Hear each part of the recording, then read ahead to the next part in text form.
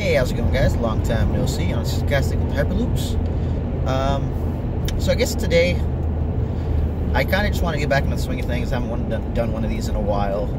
As you can see, it's very cold weather up here, and super bundled up like normal because I'm afraid of the cold. So I guess what we'll talk about today is what makes R2P2 good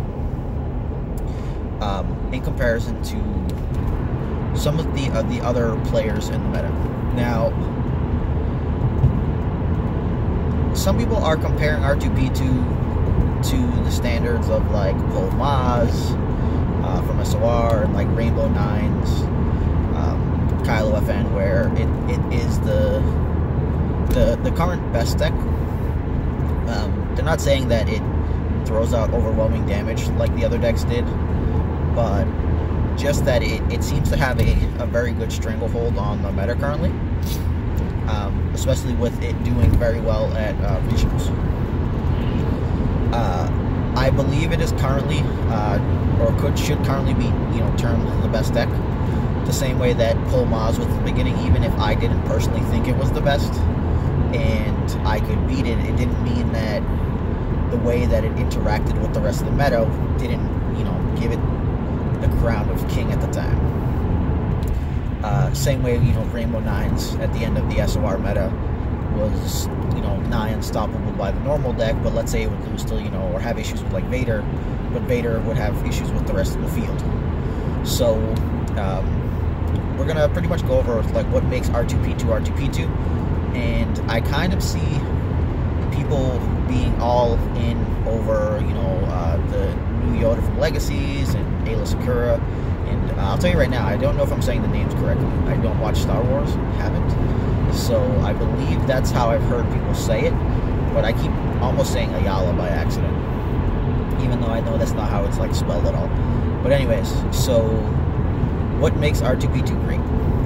So the other more mainstream decks you're looking at are Qui-Gon Canon, Sabine Ezra, Kylo Anakin's made a pretty good showing because it's probably the theoretical best holocron deck available right now, just because it has access to good damage suite. It can use Emperor's Throne Room. It has access to Rise Again to pretty much nullify almost like a full round while putting in a very explosive upgrade down.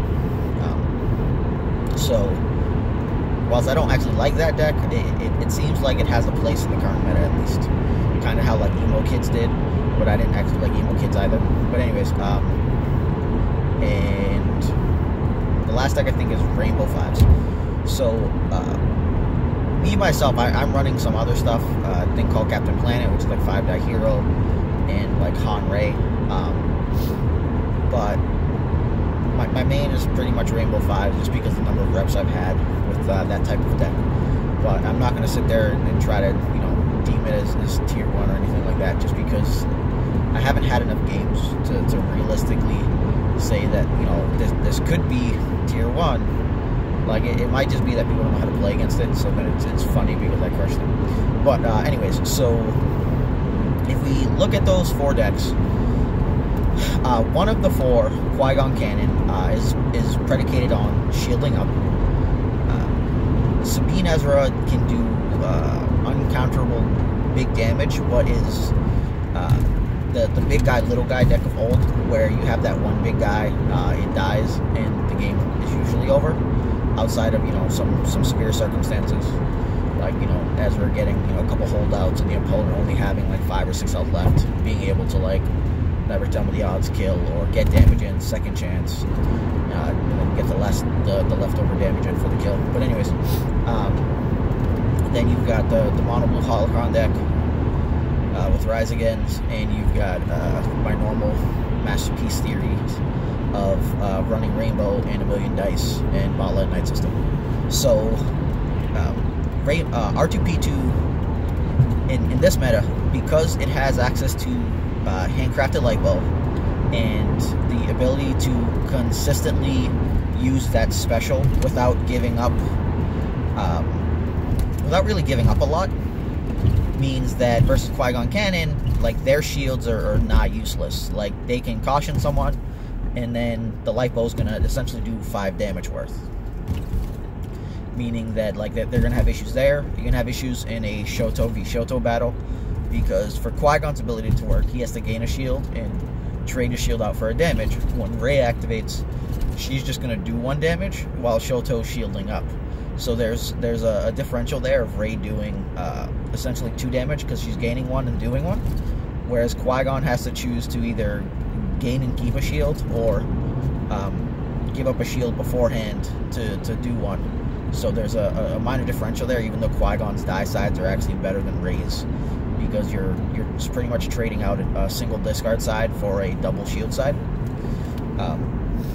and like the rest of that, they're roughly the same. But then Poe can essentially be decided to actually just be better than Kanan because he has more usable die sides.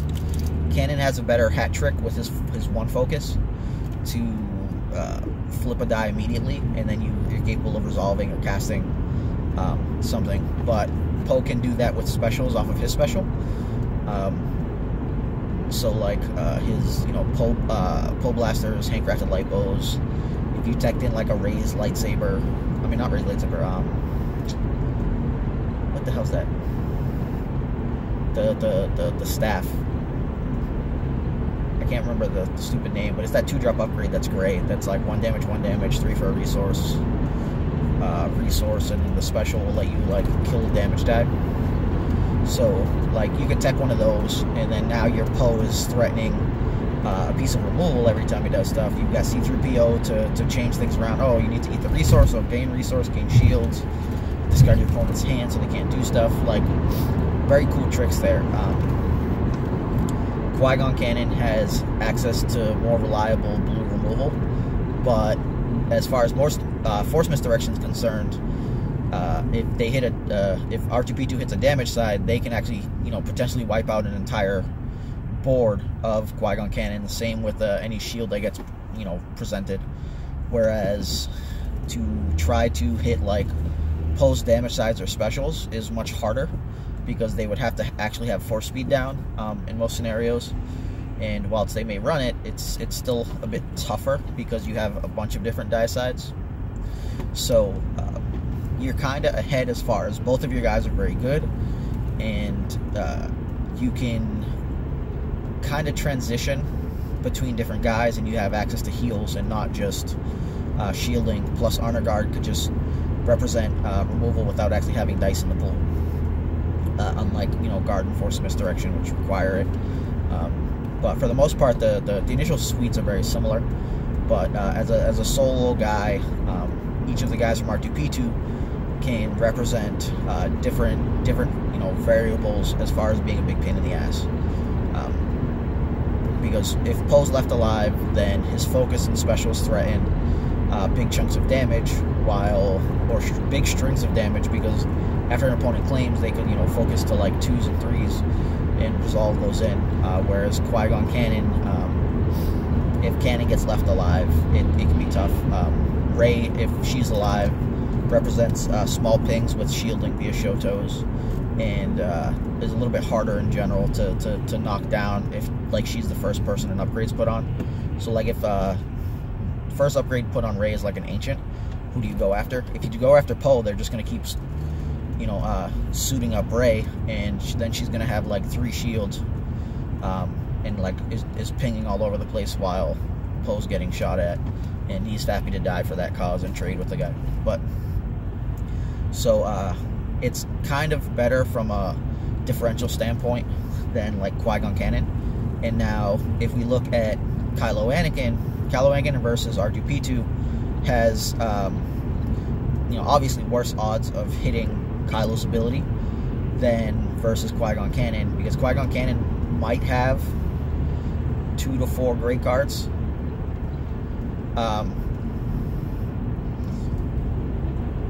and like Kylo versus R2P2 is probably closer to like 60%, maybe 70% on average to hit, instead of close to 100.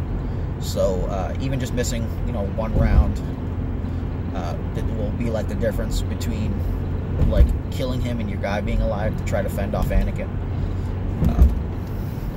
And then you're not super intent on like maxing your shields out in R2P2. Like, you have the cautions, but other than that, like Shotos and post specials means that you'll consistently get shields as opposed to it being more of like a one-shot deal. So like intimidates are solid there for knocking off a couple shields, but it's because it's not a thing that just continues every round. You'll pretty much be in a solid place. The damage over time is very good. I've never played, I think, the R2P2 versus Anakin Kylo match, but they do have some resource issues, so you can actually use C-3POs to like resolve some damage as disrupt instead if you're trying to keep them away from a rise again, or like potentially like no mercy and different things like that, or you've got the discard sides to take from their hand if they're trying to set up for it. So there's just different plays there. You always be C-3PO gives you a lot of flexibility that you normally don't have. I think people only really run like one, maybe two. Sorry, what am I saying? You can only run 2 max. But like in almost every scenario, you're going to see at least one C-3PO and R2P2. The 2 is more questionable whether people want it or not, because you really only have Poe's Dice, Poe Blaster, and Handcrafted Light Bow that you're really trying to special with. So it's not like end-all be-all to stick them down. Then you've got Sabine Ezra. Sabine Ezra still has issues with Kylo, because the output can be obscene, and then if they can holocron into some big upgrade, it becomes a very scary match for them, because Sabine dying and little light on protection, so it's all about like second chance surviving, and you have like no mercy to get random kills. Sabine Ezra also, Sabine Ezra also deals with resources much better though, so like Anakin Kylo cannot even remotely begin to expect to find a rise again at any point in time, because her 3 disrupt sides and then Ezra's special and disrupt will always like constantly threaten to steal their resource or at least remove it. Why do I think shaking so much?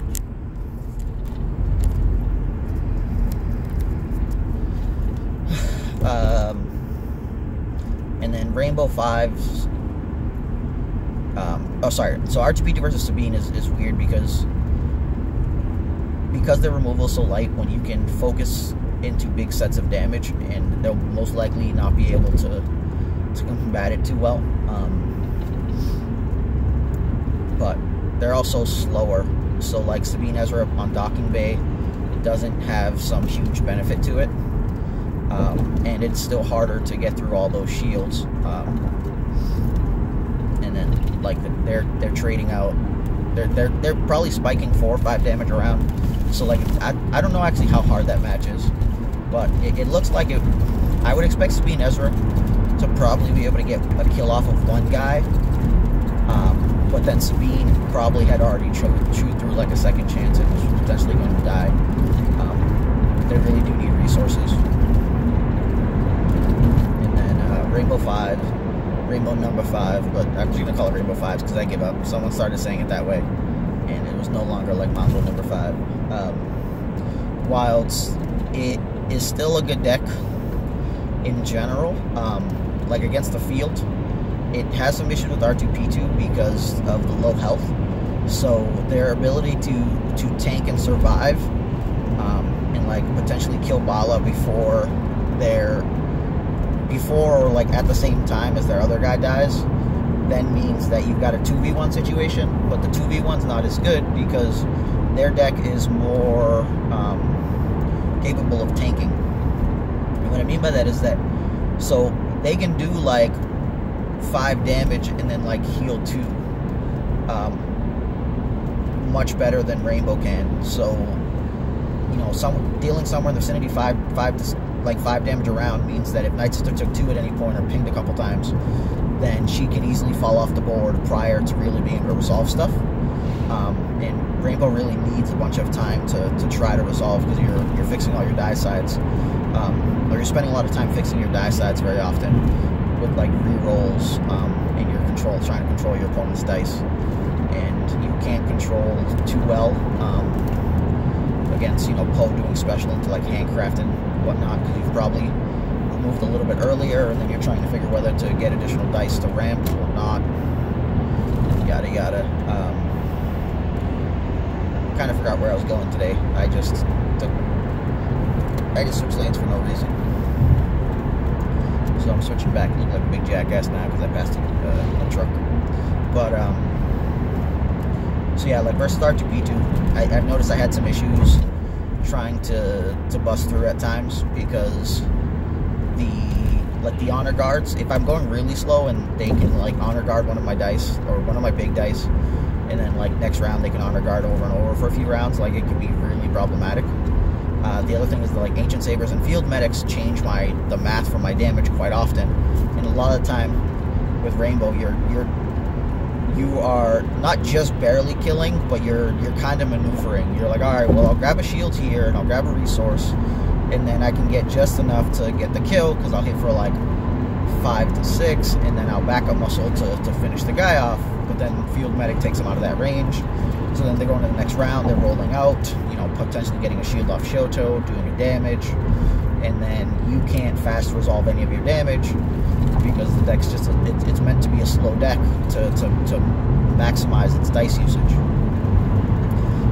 So then you just like fall into issues where, okay, now maybe your guy died, so you're using the rest of your dice in the round to get the kill, and they're hitting you for like 3. If they're one guy that's left, next round the guy gets another upgrade, and you're just having some minor problems there, because they were able to slow you down just enough between like cautions and field medics and honor guards. I'm not a huge fan of the way that R2P2 plays out, because I've always preferred to just do massive amounts of damage and take a guy off the table, and like that was usually the best form of removal. And then after that, I can really just focus on the leftover guy, stop him from getting damage out, and he'll just get whittled down because I have a bunch of dice. So if we're spending our turns trying to stop each other's dice, I have a bunch of additional dice because my guy didn't die, and then they'll be lighter on dice. But with the format not really having many 3-character decks, it makes Bala much more useless, and that essentially becomes a problem. So like in the 2-character deck, sure, if you get one upgrade, one untap, and then you can use your stuff, you're usually just way ahead, so it doesn't matter. But if people just focus them down, then what? Like you can't really do much. So I'm adjusting the deck to try to see where it goes. But gotta go back to R2P2 because I am talking way too much about these other decks. So R2P2 just does a lot of things well. It's hard to end a round with R2P2 not having like done anything, because pretty much every side of Poe's die minus the blank is super useful. If you get the resource, you can try to play more stuff, play removal, C3PO's honor guards, like overconfidences, or just be the first portion. So next round you can cast like a handcrafted lipo. Then you've got the 2 focus side, which pretty much in theory represents about 2 damage, providing your opponent doesn't have removal. Because on any die that shows up, outside of it already being like a 2 melee, you can change dice to gain a damage at least. Like raised sides are showing, you know, 1-2, then that's representing 1 additional damage by switching his raised other 1 to a 2, and then, you know, switching Poe's die to a 2, or you know, go grabbing a resource off of like C3PO or something like that. Pull blaster to a special, yada yada. So there's a lot of different, I guess, methods to the madness as far as like Poe's die is concerned. So the longer he's out, the easier it gets to chain big damage. If an ancient comes out and he's showing me 2 focus, you know, whatever die side on Ray Mist is going to get switched to a 2, and the ancient's going to become a +3. So now we're looking at like 5, and instead of them having to roll for it, they were able to give up just 1 die. So having a piece of removal there, like Sound the Alarm, helps immensely. But in general, like it's tough because Poe's die is just so good. Ray's die on the other hand, that kind of sucks, but it's still annoying. So, like, you'll take what you get from raised die at the beginning. You know, 1 damage, 2 damage, shield or resource are very useful for furthering the game plan. You either dealt damage, helped yourself to stay alive, or ramped. The discard is, I don't like resolving it, but I also just hate when my opponent resolves it against me. So, like, where do you go with it? It screws up game plans quite a bit, because if people cast a card and then, like, re-rolled, they've got 3 left. So now, if you make them discard a card, it could be a key card in the next round. Like, sure, maybe it's a junk card, but if they've re-rolled, they've already pitched 1 junk card. If they instead cast, like, a piece of removal already, like, what's left in their hand? For the most part, you're not going to have completely bad cards in your deck, or at least I don't. I don't sit there running, like, Wrens, and stuff that just is dead in a bunch of matchups.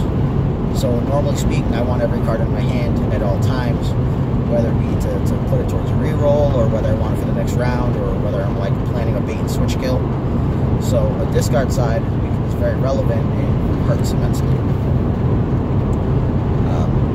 So I think with like the new meta, people are thinking, well, Ray is not good, so we're going to switch Ray out. And I just don't think they're really thinking about like how useful she is. The 1 damage around, assuming the shield is pretty great, seeing as over time you're just trying to like stay alive turtle. When she's getting in probably about 3 damage via her ability in the course of a game without actually giving up anything. So it's hard to really tell. But the deck turtles very well, so I understand why it's kind of like at the top of what it's doing. It does everything in general very well. Like, sure, it's not a master of anything besides specials, but being able to handcraft a light bow and never let someone just shield past you is a pretty good trick, especially in mirrors and against Qui-Gon Cannon. So I'd say it probably has an above average shot against everything in the field. The only deck I can think that would probably bother it immensely might be like mono yellow villain. Like Jabba Unkar would probably give it fits from a standpoint of they have expensive stuff in their hand. There's not many zero casting cost cards in R2P2. So like anytime Unkar hits, if you get one of the upgrades, that's 2s and 3s, and then they'll be able to ramp up and potentially crime lord a guy. And when you crime lord a guy, it doesn't matter how many shields you had, how much health you had, because he's just dead. So between that and their severe lack of removal, there could be something there for mono yellow. But mono yellow has like huge issues with things like rainbow, because Nicer just doesn't allow ramping and has actually good disrupt. And then Sabine Ezra also has very good disrupt and can action cheat kill.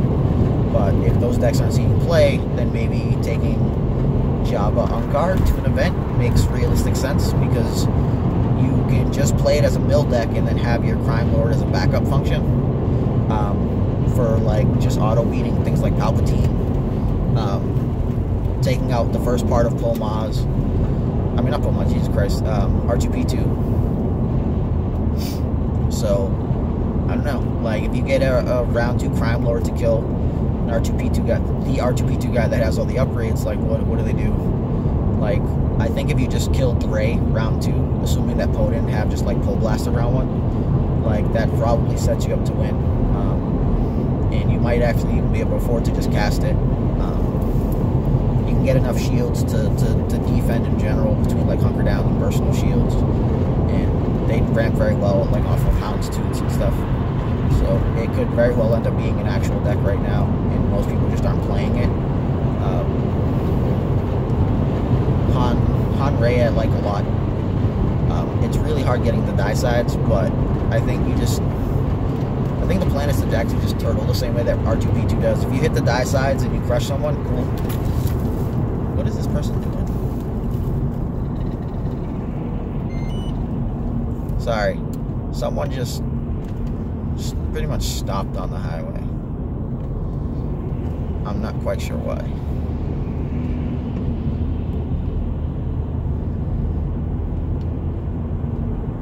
I guess the traffic's not too great over here right now.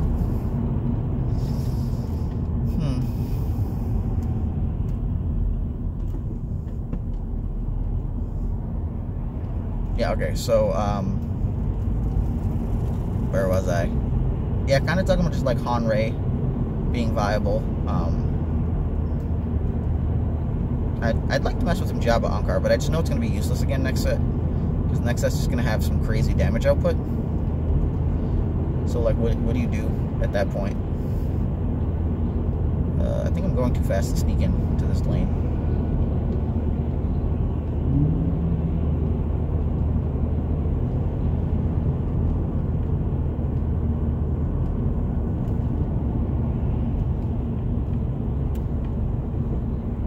What's this guy doing?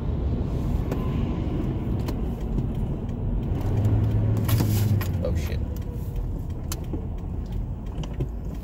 Someone just slammed their brakes in front of me each time. If you're hearing the beeping, it's because I have the stupid progressive snapshot thing. I came in behind this one car, but I think they're sitting on their phone because it looks like their head's just looking down and they're kind of just like driving, like veering left and right and just braking super duper early. And I don't mean like the slow roll, I mean like that I smashed my brakes for no reason besides I'm looking at my phone and I'm about to just drive off of the fucking road. Like, get a car mount, bro. Just put it right up, bam, right in front of you, like where my phone's at. But yeah, so like, I think R2P2 is the best, but I don't think it's unstoppable. So I think if you're looking for some way to potentially just upset this regional meta before Legacies comes out, I would say take a look at Jabba Ankar. Take a look at seeing if you can make Rainbow 5 any better versus it.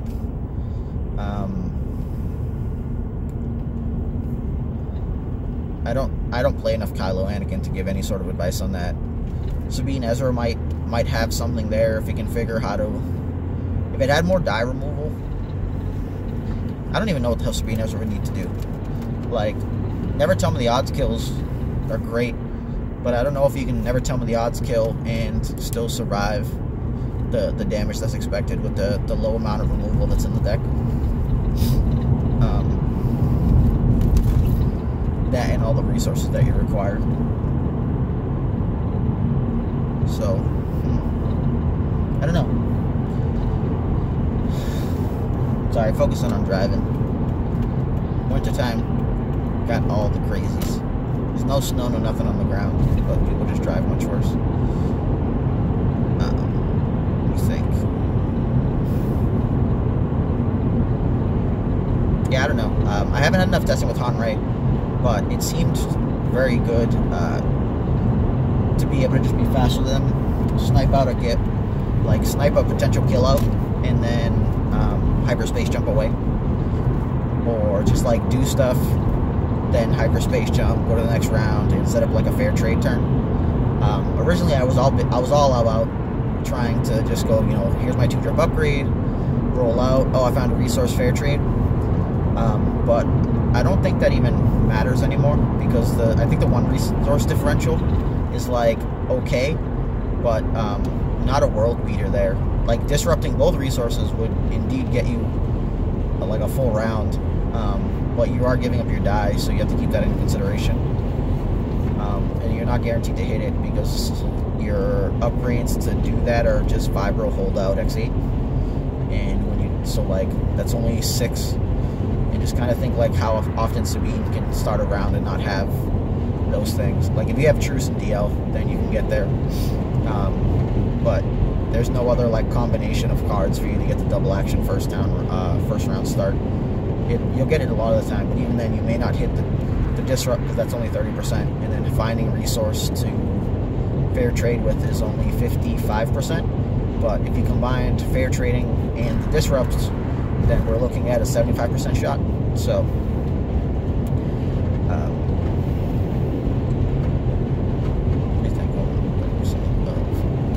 I think 75% I think is what it is. So, kind of see how it goes from there. Let's see if there's anything else I gotta say. FFG needs to freaking fix their crap for the rules, man. Like, emails contradicting each other, no bueno. And then the people who, like, sat there photoshopping rule shit, you guys should fucking go to hell. Like, it's hard enough as is, and people just trying to screw with shit and then be like, oh, I'm right, you're wrong, this is funny. It's just like, stop wasting your fucking time. Stop wasting our time. We're just trying to play the game, and we want to play it the way it's supposed to be played. So people wasting their time like doing that, or just really screwing with people, and like trolling people's one thing, but like this is the only thing we have as far as for rule stuff. So kind of just murdering it, like murder via Photoshop, is just kind of brutal. So fuck you. But seriously, don't bother doing, like, don't do that. That's not cool. And if someone keeps freaking reporting me, please stop. I hate you. My Facebook's suspended again, and I don't know what I'm getting reported for, but I want to cry. You see these tears? You see these tears? We don't, because I don't give a shit. But anyways, you guys have a good one. I don't know what else to really say here, and I've been blabbering like a fool for 31 minutes. Yeah. Honestly, guys, from Hyperloops, reporting out. Deuces, baby.